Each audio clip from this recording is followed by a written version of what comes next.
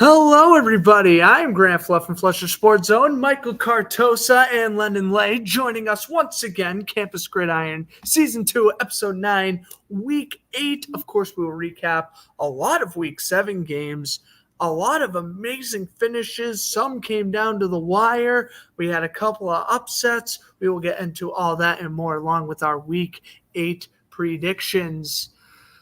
Lennon, we will start it off with the most heartbreaking news of the week. And of course, as Gator fans, this greatly upsets us. But as Graham Mertz threw a touchdown last week against Tennessee, he tore his ACL stepping backwards, ending his season. And of course, him being a senior, ending his time with Florida, he is expected to enter the NFL draft. Lennon, how devastating is this for the Gators, not only offensively, but from a locker room leadership as well? Oh, it hurts a lot. Go away. Lennon's got we both got guests today. This is amazing. Yeah, We're in the library, by the way. We got to keep it down. You say hi. Tell the world hi. No? Okay. I hate to see it in that way, man. I mean, he came here with nobody knowing his name, and he's going to leave with the whole world knowing his name. And I mean, we'll be okay. I mean, Lagway's great, but again, he's a true freshman, and he keeps making these true freshman mistakes that I know he can fix. But not having your senior leader quarterback is going to really hurt the team a little bit. But his last throw as a Gator was a touchdown, and that's all you can. So it all kind of worked out. But we also should have won that game too. But we'll get into that. We'll get to that in a minute. We'll get to that. But yeah, it just it hurts a lot. It's heartbreaking. Yeah, it does suck that Mertz did get injured the way how he did. He threw a touchdown as he's stepping backwards. He instantly began to grab his leg, and you're thinking, "Oh no, what's wrong?" You know, is this? They knew right away when they were saying on the broadcast it was a non-contact injury. You knew it was serious. Mike, what do you think this means for the Gators offense moving forward? I don't know how much you've seen of TJ Lagway or not. I don't know if you've seen any of him at all. He's got a strong arm. He's super quick. But, again, true freshman, very raw. Has appeared in 4 games this year. He's played all right, thrown a couple of touchdowns. Threw a touchdown late against Tennessee to force overtime. What do you think? I haven't really seen much. I'm just kind of going off what Grant said. But like you said, he has a strong arm and he can run. To me, he can't. I mean, I've seen this from Milroe. I will continue to say it. I might kind of trash talk some Bama fans here. But when Milroe rolls out the pocket, he runs the ball. He doesn't look downfield. He just takes off the run. If Lagway, if he develops well enough where he can roll the pocket and still look downfield, then I think he'll be good. The roll thing where he just runs up the pocket. Yes, the Gators will still win games, but they won't win as many games if he just runs. Looks downfield more. I think they could maybe get a lot more wins than him just running. And I think already, and maybe Lennon could agree to this, but I think already Lagway's made incredible strides, like throwing outside the pocket. The more playing time he's gotten, the more comfortable it feels like he's getting. He's taking those deep shots. Granted, one of them resulted in an interception this week, an egregious one, but he's starting to take those risks. And the only way you're really going to develop is if you learn from your mistakes and you learn from your turnovers. Yeah, I do apologize for the background noise. I kind of have a 3-year-old in the same room as me, but yeah, it's Lagway's doing. He's gonna be okay. Like, we're gonna be fine. The offense is gonna be fine. It's just I don't know who. Right, with Kentucky this week, and then Georgia, Texas, LSU, Ole Miss, and Florida State. He's got a tough schedule. It's a very tough schedule for a true freshman to manage. I think we'll be fine. We'll win some games. Oh my goodness. But she's going to be YouTube famous, London. Don't you worry. Yeah, this is all right. But, hey, Arkansas is not playing this week. We don't need to pay. But, yeah, Lagway's all right, man. We'll be fine. The offense will be okay. We'll be fine. We'll see what happens this weekend. Offense will be fine. Gators, Kentucky is one of the games we will be predicting in the Week 8 window. Mertz, I want to personally say, and I know Lennon's going to go on his whole spiel because he made a whole Instagram post about it, but I'm going to say, Graham, thank you so much for all you've done in Florida. You have been my favorite Gators quarterback to watch since Kyle Trask. He has been very strong. I always had belief in you. I knew you should have been the Week 1 starter, and I'm glad that you were able to be a leader of this program for 2 years. Struggled very mightily in Wisconsin, cleaned up his mistakes in Florida, and he should be a day 2 pick. I really hope he is a day 2 pick and has a great NFL career, most likely as backup. But hey, NFL money's NFL money, so nothing to complain there, right, Mike? I don't know, Lennon. What do you think? You think day 2 or day 3 pick for Mertz? I'm going to lean towards day 2. I'm going to lean towards day 2 also. He's done. Like I said, nobody really, again, like I said, nobody knew his name at Wisconsin, and he comes to Florida and play with the big boys, and he was the 3rd best quarterback in the SEC last year. I don't care what you say. I will die on that hill. He was the 3rd best quarterback in the SEC this year. 20 touchdowns to 3 interceptions, and 2 of those picks weren't his fault. They were tip passes by the receiver. So it's like, he'll be in the NFL. I mean, and this, I knew it wasn't good when I saw him grabbing his knee. I was like, he hate the way it ended like that. But I did meet him at the T-Mobile store in Gainesville last year, and he signed my football along with Samar James and Ricky Pearsall. So I'll always have that ball framed up there. So he's a super cool dude, man. I mean, I told him straight up. I said, "You're amazing," and he is. He's probably I haven't loved the Gator quarterback since Tim Tebow as much as I love him. Maybe Kyle Trask. I'm about to say, we were both pretty. I mean, back in the 2020 days, both of us were high on Kyle Trask. I was never that high on Richardson, though. I can say I've met AR twice, and he is the nicest person. Oh yeah, he is a great guy, and I'm happy. Hopefully, I'm sorry that Joe Flacco took his job for right now, but I hope he can get back there. But Graham Mertz is definitely the 3rd best Gator quarterback I've ever seen growing up watching play. So I will always thank him for that, and hopefully he can kind of help. And he's been a great leader for Lagway, going on this 2 quarterback system. So hopefully, he said he'll do everything in his power to stay and motivate. So we got to go into more sadness. You can't give me a minute to. I won't give you a break, because if we've been talking about the Gators for 8 minutes, it would be stupid to just start talking about a different game. Yeah. Okay, here's the question, because we pretty much already recapped it. Game offense was sluggish. They had a couple of turnovers in the red zone. They were winning when Mertz left the game. Lagway comes in, throws that god-awful interception, completely shifts momentum. Tennessee gets 2 rushing touchdowns. They win in overtime. My question to you, Lennon, is should have the Gators gone for 2 with 24 seconds left? In the moment, I said no. In the moment, I said no as well. Looking back, knowing we're in a really tough environment on the road with a true freshman quarterback, we probably should have gone for 2.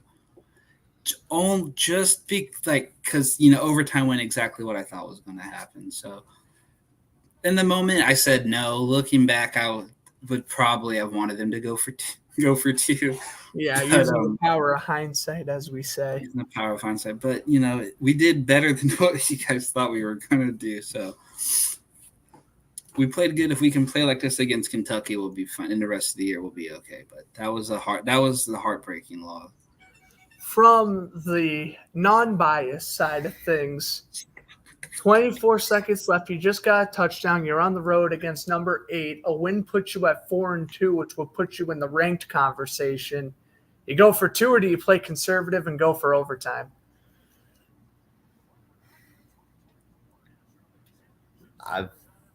In my first year, really getting invested in college football, so I don't know how good the Gators are in overtime. But historically average. Historically average. If you're historically average, then I say play conservative and go for overtime. Ooh, interesting.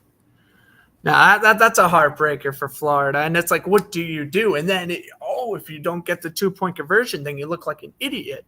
If you convert it, you look like a genius. Florida's defense played phenomenal in those last 20 seconds, sacking the quarterback, stopping the run, making sure Tennessee only completed short passes. They did a great job pretty much all fourth quarter, with about 8 minutes onward of containing Tennessee's offense. The game on paper was winnable, and that's where I'm okay with them kicking the extra point and going to OT. Game was winnable. Game was definitely winnable with how well the defense was playing. Fortunately, overtime, Florida missed a field goal. They get sacked a couple of times. All momentum gone. Tennessee, boom, runs it in, ending Dylan Sampson's night, rushing for 112 yards and 3 touchdowns. Player of the game by far. I think he was also nominated for Player of the Week in the SEC. He had an amazing night. Well, we will move on to happier things. There was a few overtime games. We'll go LSU Ole Miss next. This is 13th ranked LSU defeating number 9 Ole Miss 29-26 in overtime. My friend who spent the weekend in Louisiana attended this game, and he told me the greatest sports atmosphere of all time. He got to walk on the field afterwards and everything. It was a super cool experience for him. Tigers improved to 5-1. Rebels dropped to 5-2. Ole Miss also drops way out of the top 12. I think they're now ranked 16th. And this is with Texas still on the schedule for the Rebels. So Ole Miss is in a heap of trouble. And then what do you think they could do moving forward and build off this loss? Ole Miss doing for they're gonna have. I mean, the obvious answer is to play better, right? I mean, that's just what they're going to do. And I told you, Grant, I think Mark and I both told you last week that LSU's defense was going to be the deciding factor in this game, and it was. And we also said if their offense doesn't – and it looked – Ole Miss started off really good because LSU's offense couldn't do anything. And if your offense can't do nothing, the defense playing great doesn't matter. Just look at the Giants and the Bengals from Sunday night. But this was such a great game, and you said your friend went to LSU, and I agree with him. It is the greatest sports atmosphere I've ever been to. I truly recommend going to a game in Death Valley. You will never forget it. Even at 11 o'clock in the morning Central Time, it was still an amazing atmosphere. But Ole Miss just needs to play better, man. Kiffin's got to rally his troops. They can't afford to lose any more games if they want a shot in the playoffs. So, and lucky for them, I don't think they play Bama this year. I don't think, but they do have to play. They play Texas. And that's not really it doesn't really help them. But LSU is going to have to play so much better, and I have a party going on in my room right now. But we're going to have it's going to be interesting to see how Ole Miss handles themselves the rest of the year. But Lennon, it's no worries. If me and Mike are talking and you need to mute your mic, it's okay. We know it already. But man. But I mean, what a finish though, right? Like overtime winner for Kyron Lacey. He caught 5 passes. He was the best receiver on the night for the Tigers. That's what I wanted to talk about that earlier. So I went back and watched the game the other day, and the guy that Lacey caught the touchdown pass on was the same guy who injured him earlier in the game. It hit him hard and kind of drop tackle. So, and he said, "I want number 28," and he got number 28. And he caught the game-winning touchdown pass in overtime. That's like villainous. So that was really fun to watch. I don't know, Mike. You also picked LSU. I was the only one who picked Ole Miss here, so I'm out of luck. Only game I predicted wrong last week, by the way. Yeah, only game I predicted wrong. We all eventually got one wrong. Yeah. Because there may or may have not been another game of the year contender. This was sensational. I kid you not, connected my computer to the TV and watched side-by-side Florida, Tennessee, and Oregon, Ohio State. I was not missing this game for the world. And oh my God, did it deliver. Ohio State up at halftime. They were playing amazing all first quarter. They had a situation where They missed the extra point first. Then they went for 2, missed the 2-point conversion. It's looking like, oh my God, Oregon can't get out of their own way. And it ended up being roles reversed at the end, 32-31, 3 seconds left. Ohio State just needs a couple extra yards to get into field goal range. Will Howard gives up on himself, slides to the ground. Ohio State cannot call the last timeout. And that is how Oregon jumped from 3-2 and Ohio State dropped from 2-5. Mike, this was maybe not as explosive as Alabama, Georgia per se, but this was still probably the second best game of the season. And it shows again that these top 5 matchups don't disappoint. No, they do not. And this is the game I was wrong on. I picked Ohio State to beat Oregon. But, you win some, you lose some. But this game, I was the only one. I watched this game in full. I didn't have a split screen. I had one TV. Oregon, Ohio State was on that one TV. And, I watched this game the whole way through. It was just going back and forth. And I really thought Ohio State locked it down when that Oregon player spit on the corner. Oh, that was not good. I was like, oh, damn, Ohio State got this. And then, Oregon's defense decided to step up and actually make Ohio State work for almost every single yard. Not even every single yard, every single inch they got. It was truly a battle from beginning to end. Lennon, I don't know if you were like me, you had a split screen going on, or I saw the final. You watched the highlights, though. I did watch the highlights, and oh my God, that kid! They're gonna play again in the Big Ten championship, and this was my national championship prediction in the start of the season. So hopefully we get to see him 3 times because that was amazing. I don't know what the heck I didn't know Dak Prescott was the quarterback for the Ohio State Buckeyes running up the middle. Buddy. But yeah, that's interesting, man. That was dumb. But other than the ending for Ohio State, I thought Ohio State played really good. Oregon just played a little bit better. Yeah, spitting on the player, that's a no-go, man. I don't know why. And then he got all mad that he got ejected. I was like, dude, you can't do that. But good for Oregon and those beautiful all-black uniforms. Tensions are high. You do whatever you want. Tensions are high. And then college football can fine you all they want afterwards. Yeah. They do got NIL money. They do have NIL money. Isn't that right? All right, on to week 8. Oh, my God. What a week 7, though. And the great games, they're just going to keep on rolling here. The great games are going to continue. But first, as always, we have our Jersey of the Week. Look at this dude.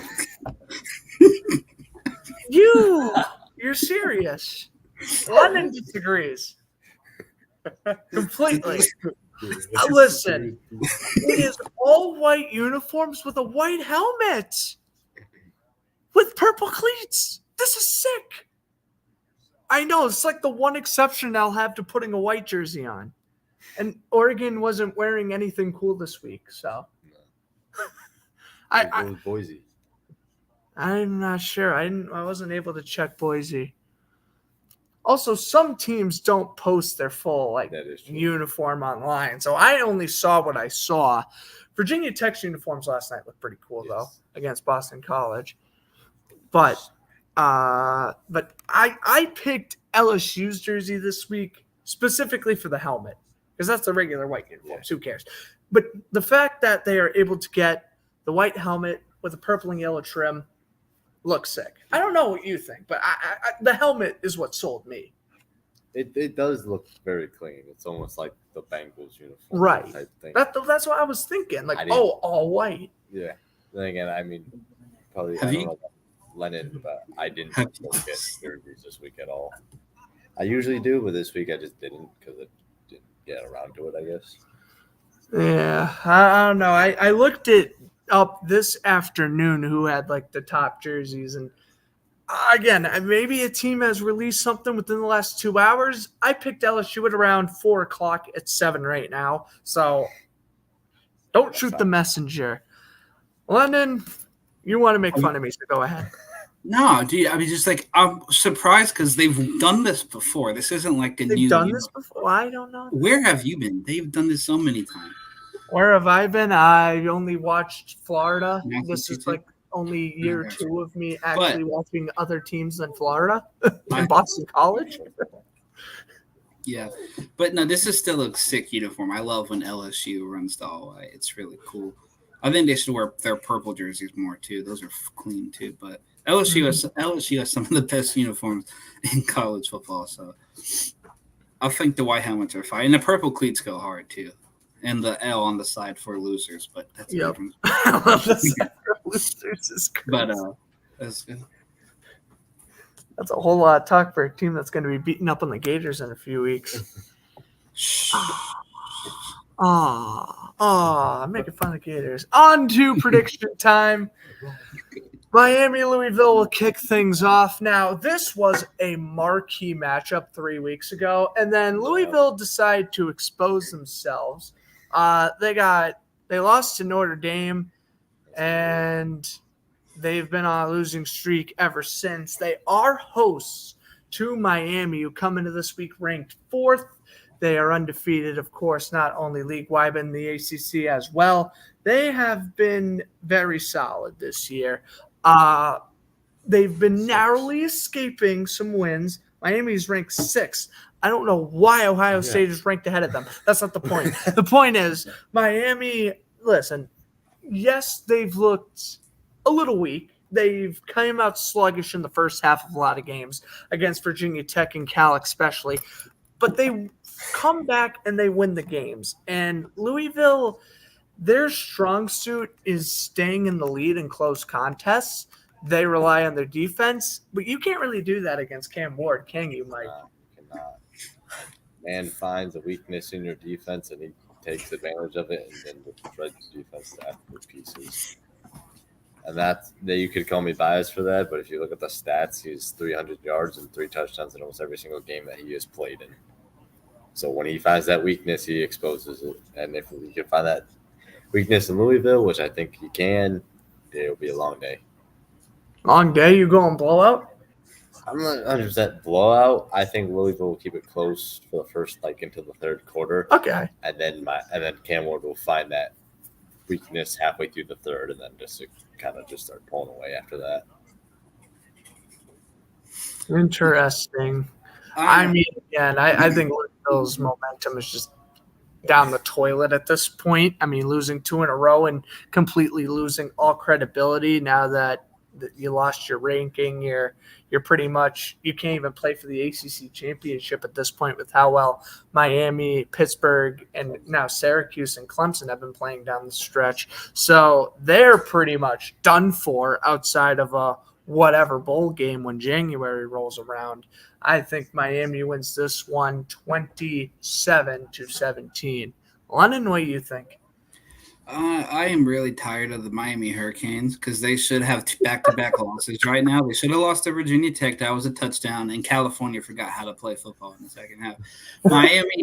Miami is going to lose a game this year, but not this week. Miami beats Louisville. You guys are right. But Miami's going to lose a game too, because we're saying, Miami, that the shoe's going to drop. They don't play Clemson. Their first loss might actually be against Clemson in the ACC championship. And that's insane. I mean, they have Syracuse on the road. They have Georgia Tech on the road. But, I mean, for Miami, those games are winnable. Yeah, Duke and Florida State. Duke's not undefeated anymore. Florida State is playing Duke. Funny enough, we do not, of course, have this game on the prediction card because it is way too irrelevant. But that is to not say we can't bring it up.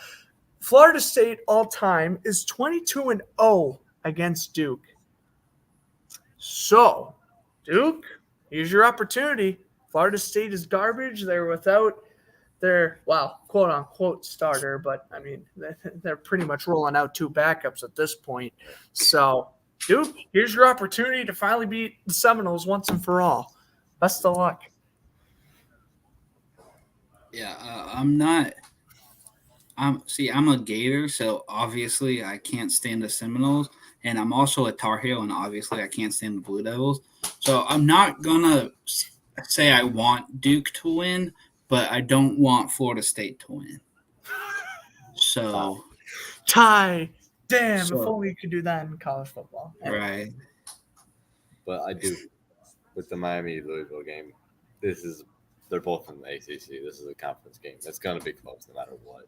Doesn't really matter. On the road too. It's always interesting when the favored team is on the road. That like we've seen Arkansas beat Tennessee a couple weeks ago and Alabama losing to Vanderbilt. Like, hey, those upsets are on the road. Ohio State, though not an upset, they did lose to Oregon on the road.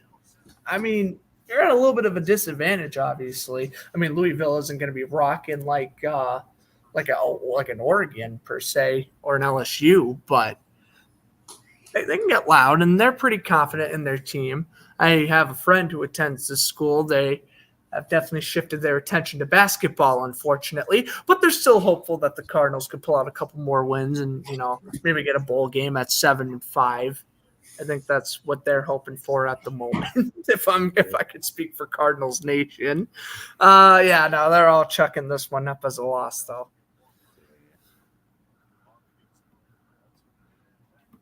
Moving. I'm gonna have to fight some children after this one. Oh dear. Moving on. So we're all going Miami. Yeah. Bonus content. Dude. This is the post game show. Yep. Anything to get more views, I guess, right? Let's just have my cousins come in and mess with me. Might go to jail, but views are views. Views are views. And then my channel gets taken down and we don't have a podcast anymore. Anyways, moving on. 24th ranked Michigan against 22nd ranked Illinois. This game will be played in Illinois. And dare I say, Illinois has been the much better team. Not only are they 5-1 compared to the Wolverines 4-2, but that offense has been clicking. They scored 50. Granted, Purdue sucks and they're 1-5, but they scored 50 points against them last week. I think I'm going to go with the Fighting Illini here. We've been talking about Illinois the past couple of weeks, kind of hyping them up. If you want Michigan's season to be dead in the water, you beat them right now. Michigan has no shot at making any sort of playoff with 3 losses. So they'll get the bowl game, but they will not get a good one. They still have not figured out their quarterback. I mean, Alex Orji looked okay, but they still have not figured out their quarterback position where I trust Illinois' defense more than I trust Michigan's offense. So give me Fighting Illini to win this one 30-24. I'm going to have to agree with that. I'm going to pick Illinois here. Michigan has been playing good, but their quarterback situation has not been figured out yet. Yes, I mean, the starter is basically Alex Orji, but at the same time, they're can he really be the starter here for as long as he is here? Or are they going to pick someone else off, transfer portal coming out or going into college? Incoming Graham Mertz, 5th-year senior. Oh, I'm kidding. Illinois has been playing very well the past couple of weeks, though. That offense has looked great. The defense has been stopping the teams they've played. Like Grant said, if you want to stop Michigan from getting any playoff game and not getting a very good bowl game, stop them right here, right now. You win this game, Michigan's season is and you go to basically 6-1. Yep. You go 6-1. And then you go to 6-1, which for that program that hasn't been relevant since 2013, that's massive. That's massive. I also just remembered while we're filming, Drew did send me the pics. Hopefully the Wi-Fi in this room will cooperate so I can go back and check it out. Because we don't know where Lennon is at the moment. He picked Miami, and he did, in fact, pick Michigan. He picked Michigan, so Drew's going to go with the Wolverines. Again, unfortunately, we don't really know the reason why. There's a turtle on my back. We were supposed to have him on this week. Unfortunately, could not. But so far, through 2 games in, Drew has picked Miami and Michigan. Yeah. Michael, I do apologize. I could not hear your explanation for your pick, so I do not know you picked. We both are picking Illinois. Oh, we are. Yeah. Listen, again, if this was last year, I'm picking Michigan. If this is 3 years ago, I'm picking Michigan, but we have talked about Illinois twice. I have picked against them twice. Illinois has won twice, so I am also picking the Fighting Illini too. Yes. One's yet to blink.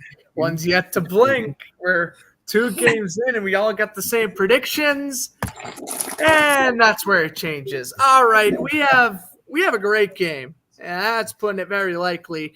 3:30 on ABC. 7th-ranked Alabama against 11th-ranked Tennessee. Both teams coming in at 5-1.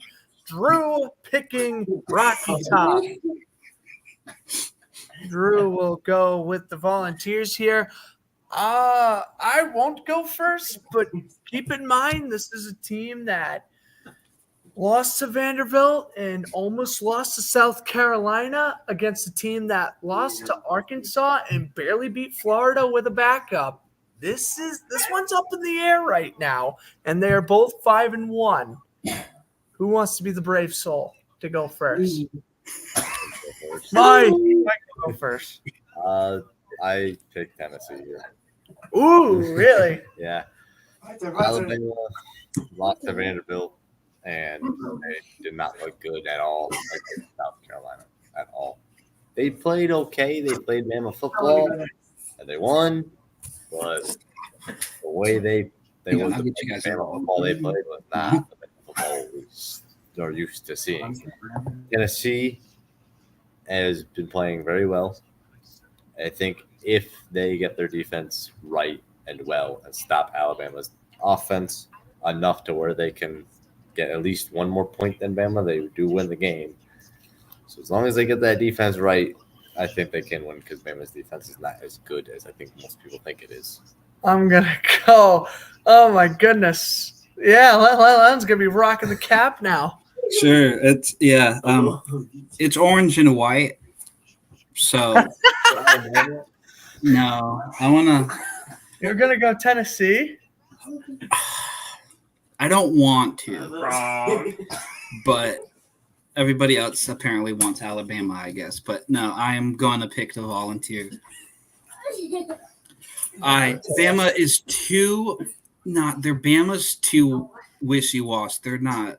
They lost to Vandy, and South Carolina should have beat them last week. And listen, as much as Florida exposed the Volunteers last week, Tennessee's their Vols. They got the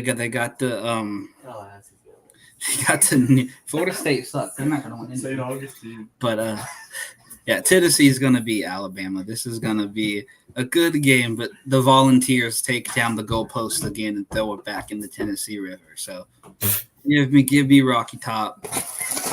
Oh, man. Give me the Volunteer. I will become the first one to blink in the staring contest. And here's why I'm picking Alabama. Their offense is very inconsistent the last 2 weeks, and their defense was kind of Swiss cheese all second half against South Carolina. But the issue is Tennessee's offense, it's not explosive right away. Alabama, though they mainly struggle in the second half of games, like against Georgia and South Carolina, they are explosive in the first half. Tennessee, the exact opposite. They start off so painfully, ridiculously slow, and then they ramp it up in the third quarter and fourth quarter. This is where we start completing the basic passes. This is where we get the run game going. But against Alabama, they're not going to relinquish a lead, especially if they're up by multiple possessions.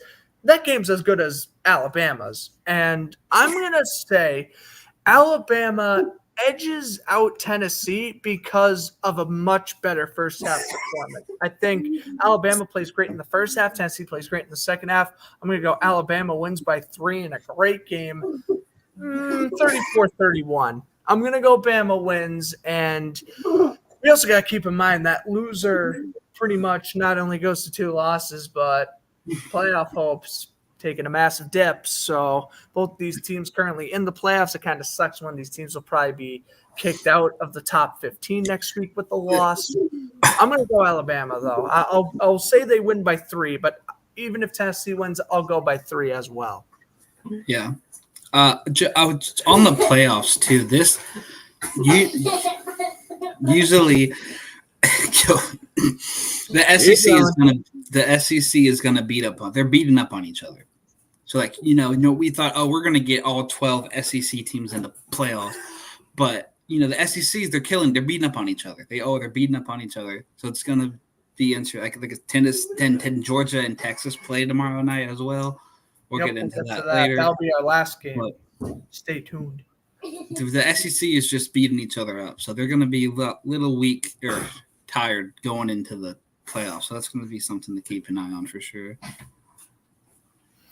It's going to be something interesting for sure. Both teams 2-1 against SEC opponents, and it's amazing to think both of these teams have lost to arguably the most mid-SEC teams possible, which is pretty crazy. I mean, Arkansas beating Tennessee, who the hell saw that coming? And then, again, good for Vanderbilt for pulling off what was a massive upset 2 Saturdays ago. Again, I'm going to go with Alabama here because I'm confident that, Jalen Milroe, he's going to make mistakes. He's probably going to throw an interception or two, but I trust Alabama's offense more than I trust Tennessee's, and that's all that it comes down to is who's scoring more points at the end of the day. Moving on to game number 4, we head to the primetime slate, 7:45, Kentucky, Florida, in the swamp. And Lennon, you're going to be in attendance, right, or no? 10-4, yeah, I'm in Ocala going to Gainesville tomorrow. Hell yeah, you aren't going to skip out on one like you would skip out on seeing UCF. Ridiculous. Fake. Hey, maybe that's the reason we won. Maybe I'm just bad luck, It's interesting, too, because I've talked about the Kentucky quarterback quite a bit. He has been very impressive, and I think Kentucky in general has just been very solid. They've beaten Ole Miss. They've lost close games. They've looked good, and Florida's pretty much in the same boat as well. Of course, both these teams not ranked, both of these teams 3-3. Brock Vandagriff has looked very impressive, and this is going to be DJ's first start where Mertz isn't breathing down his neck. So that's where I don't know what DJ are we going to get. Are we going to get the week 2, week 3 DJ that looked really confident, even the DJ that played against Mississippi State that didn't throw an incompletion? Or are we going to get the week 1 DJ and last week DJ where he's going to make the rookie mistakes and he's going to play very poorly and the offense is going to get in a sink until a few drives into the game, which by that point you could be down multiple possessions. I trust Florida's defense. Offense is still questionable. Montrell Johnson also got injured last week. I do believe he is playing, but he is banged up from last week. He's questionable. He is questionable. I just don't know what the Gators offer me on offense right now. Unfortunately, I might pick Kentucky here to win this one. 24-21. Give me the Wildcats. Gator chomp. I pray I'm wrong. But right now, I just have more faith in the Gators' offense. All right, in Kentucky's offense, rather. Yeah, last week I went on a whole spiel high. How I would never. You don't hype up Florida and they play well. Hype up Florida and they play well. And that's exactly what happened, right? I didn't hype up the Gators, and we almost beat Tennessee in Knoxville. I want to do that again, but except this. Florida, I love you guys. I'm going to be in attendance, but I'm also going to pick the Wildcats because I don't know how our offense is going to – I trust our defense. I don't trust our offense. I don't trust Napier's play calling with Lagway. If we had Mertz, I'd feel a hell of a lot better about our chances. Oh, if Mertz is starting the game, I'm 100% picking Florida. That 3-point swing matters if Mertz was playing or not. Mm-hmm. I'm gonna painfully pick the Wildcats, and hopefully Drew picked Florida. What a week it would have had for Drew to be on the show. Us two picking against the Gators, and Drew picked Florida. Oh my God, he'd be like, I'm so ashamed of you guys right now, and blah, blah, blah. I would never pick against South Florida. Yeah, okay. Anyway, Mike, I'm going with Kentucky also. Oh my God! I'm telling you, it's because I guarantee you. I don't know about you, but I guarantee you, if Mertz was playing, we all picked Florida. Yeah. Really? Well, me and Lennon The would have one, anyway. no, yes, Kentucky's very inconsistent. But to me, when they play good teams and like rival teams, they play better than I think like anyone in the league type thing. That one game they played against Georgia was a freaking. They went crazy. They played the best game I think they ever could have played. Julia, wait. I think they'll do that against Gators, and they will win by at least a touchdown. I think. I'm going 3. I think I go Lennon's by- going I 3 go as by well. 7. You I go go by by- 7. I It's go- going to be a one-possession game. This is going to be close, and especially in the second half when they kind of take the training wheels off of DJ and they let him throw the ball hopefully deep. He's going to be tough to stop. And, I think with DJ, the Gators kind of have another Anthony Richardson on their hands where he may not be the most accurate passer in the world, but if you let him be and just let him show off his athleticism, he's going to do well.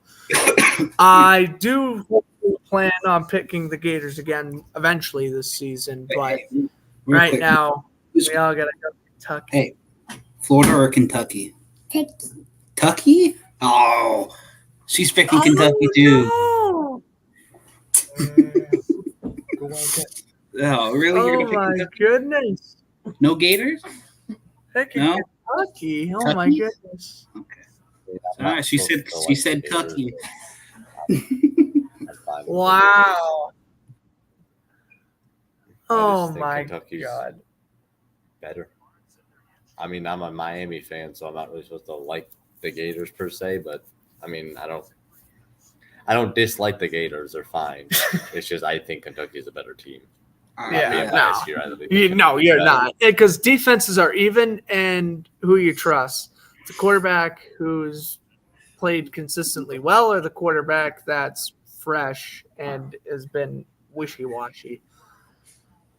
It's gonna be On interesting. to our main event. Oh my God, I feel like I gotta turn into Michael Buffer every week because, like, oh my God, we had Georgia, Alabama, then we had Oregon, Ohio State, and now another amazing game. Georgia, Texas. Oh my God, set your alarms for 7:30. If you ain't watching the Gators game, you better be watching this one because this is going to be an amazing game. Oh my goodness. Texas, this game will be in Texas. Texas coming off a huge win over Oklahoma. We were pretty convinced that Texas was winning that game last week. We all deemed to be correct. Number 1 against number 5 on the road. But, I mean, this is nothing new to Georgia. They've played Alabama. They always play tough teams, and they're always in tough environments like Texas.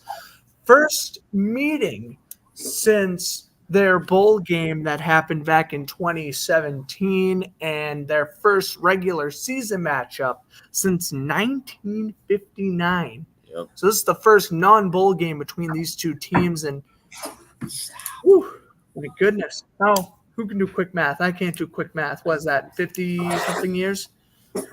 No, 60-something years? bro, I can't do math either. Oh, man. Who's striking first and is going to go for the bowl prediction? You can't go wrong.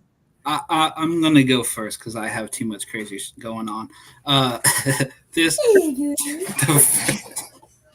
first time in the bowl game these two played in 2017, Bevo tried to kill Uga. Bevo's gonna kill Uga again. Texas, this game was not gonna be close. This game will be close in the beginning, but Texas will find a way to pull away. Give me the Longhorns. By a lot? 31-17, Texas. 17. Well, before we continue, Drew also going hook 'em and picking the Longhorns. I'll go next. I'm going to take the risk and trust Alabama over Georgia. I don't want to go two upsets. Georgia will still be ranked in the top 12. That's all I'm going to say. They lose this game, they're only going to fall from like 5 to maybe 8 or 9. Unless they do get blown out by 20 plus, they are going to still be in the college football playoff next week. They might, at this point, be the only 2-loss team that potentially makes it. Georgia's 2 losses, if they lose this game by a possession, it doesn't hurt them half as much as whoever's getting the second loss out of the Tennessee-Alabama game. I will go Texas 34-31. Carson Beck is going to show, finally, if he hasn't shown it already, he is worthy of being a first-round pick in this year's NFL draft. I think Quinn Ewers does the same. I expect both quarterbacks to throw over 300 yards, 3 touchdowns. Texas wins. Screw it. We'll go walk-off field goal, 34-31 Longhorns. Hook 'em. Still kind of not really sure to pick here, but It is a toss-up. This is a total coin flip. I'm gonna just be different. I'm gonna go Georgia here. The variety. I do think Georgia's. Now, I haven't much watched. I have not seen Texas as much as I've seen Georgia, and that could be why. But I do think Georgia's defense looks better than Texas's defense. To me, Texas. Now, what I'm going to say here is like, obviously you win that way. But to me, Texas mostly wins their game by basically just outscoring the other team. They have to outgun. Yeah, they have they win games by showing how good their offense is and not how good their defense is at stopping the other team. They're showing that your defense cannot stop our offense. Or to me, Georgia wins the game mostly both ways. They're showing that your defense cannot stop our offense, and our defense can stop your offense. Now, obviously, they're going to have a tough task with Texas, probably, I think, being the best offense in the league. Or just on off college football. College football, same thing. If Georgia gets that 1 or 2 stops, I think they win the game. And to be honest with you, I think that one of the biggest deciding factors is who's the better quarterback, but who plays better. Does Carson Beck play better than Quinn Ewers? Does Quinn Ewers play better? Whoever plays better, I think, wins the game. And whichever defense can stop their offense at least 1 or 2 times wins the game. And I think that's a fair reasoning, and I definitely don't think it's going to be a 2-possession game, Lennon. You're wilding on that one. I'm not going to lie. Hey, you know what? And if you're right, you look like a genius. But I do think this is going to be a 1-possession game throughout. Again, I expect both quarterbacks to throw at least 3 touchdowns. Ewers and Beck, in my goodness gracious opinion, the 2 best quarterbacks coming into this year's draft. I think Quinn Ewers goes to the Raiders, and I think Carson Beck goes to Lennon's beloved New York Giants. But that's neither here nor there. Hope not. I'd rather have we are getting ahead of ourselves. I just wanted to say that to finish you off. Anyways, realistically, this comes down to which quarterback makes less mistakes. And Beck is notorious for turning over the ball in these crucial games. He threw a pick against Kentucky. He threw a pick against Alabama. Ewers is more of the clean football type, but this is also Ewers' second game back from injury, so there is a speculation that you played well against Oklahoma. You were winning the majority of that game. Once you pulled away in the second quarter, you didn't have to worry. Georgia, as we saw against Alabama, if you get ahead by 2-3 possessions, that doesn't matter. Georgia's offense is going to play great all fourth quarter. Another thing that I would say I like about Georgia, but something that Georgia does do, they watch a lot of film, and they know where Quinn Ewers is not good, where he won't play as clean football, and they know that he hurt himself. They are going to attack him. They're going to send a lot of blitzes towards his way. They know Quinn Ewers is just coming back off injury, and they are going to want to hit him as hard as they can.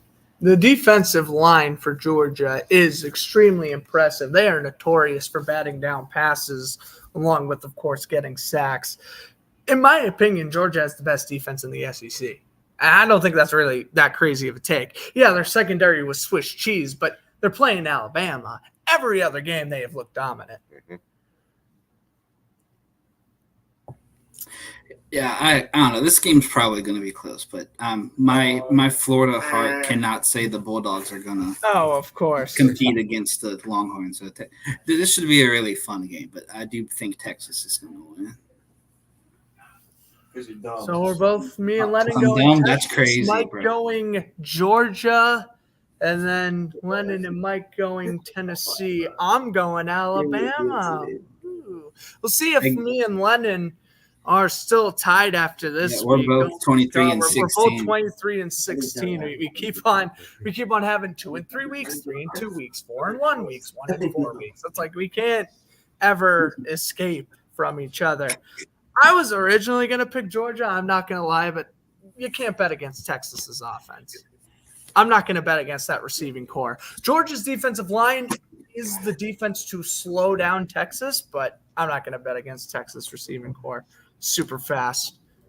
Zayabon's a beast. And as I've said before, I am a defensive guy. I played defense in high school. I like defense more than offense. If you have a good defense, I like your team. I think Georgia has a better defense than Texas. So that's the main reason I'm kind of going with Georgia. Just biasy. Well, ladies and gentlemen, that is going to conclude Season 2, Episode 9 of Campus Gridiron. Well, we had a very eventful episode. Had a couple of ranked opponents going up against each other. A lovely special guest. 2 lovely special. I mean, I'm ready to add this guy into the intro. Honestly, in the next couple of weeks, expect to see a Miami Hurricane highlight added to the intro. You're not even a guest anymore. You've been off of 3 of our last 4 episodes. I'm getting attacked by There's war.